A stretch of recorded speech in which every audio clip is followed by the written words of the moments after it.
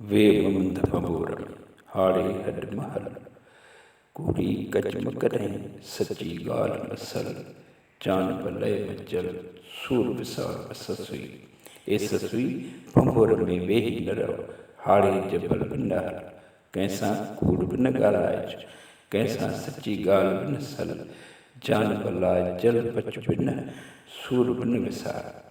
कामयाब इंसान पाण खे बैलेंस रखंदो आहे, मुतवाज़न रखंदो आहे। सफ़ा हथ फाड़ बि न थी, सफ़ा कंजूस बि न थी, म्यान रवी यानी विच थराए अख़्तियार कर। हीउ क़ुरान जो सबक़ु आहे।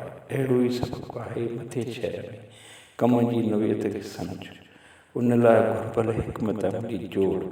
असांजी सिंध में कई दोस्त चवंदा आहिनि त इल्मु पढ़ूं, दुनिया जा इनकलाब पढ़ूं, हिकमत अमलियूं जोड़ियूं, तेसी त देरि थी वेंदी।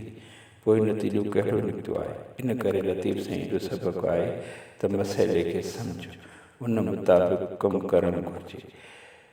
सखणी लबाड़ खां पासो करणु घुरिजे, पर पंहिंजी ॻाल्हि करण खां पोइ ते बि न हटिजे। सिंधीअ में चवणी आहे त एतिरो मिठो न थी जो को तोखे खाई वञे, एतिरो कड़ो बि न थी जो तोखे को थुकारे फिटो करे।